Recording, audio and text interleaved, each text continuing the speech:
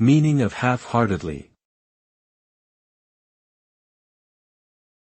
Half-heartedly. Half-heartedly.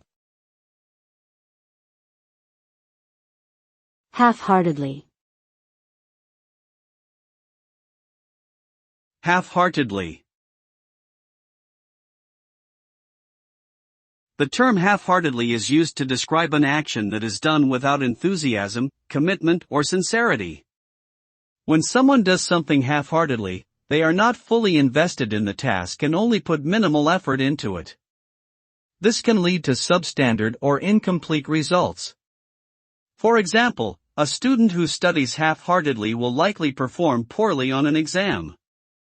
A worker who completes a project half-heartedly will produce a result that is less than satisfactory. In short, the term half-heartedly suggests a lack of dedication or passion in the action being taken.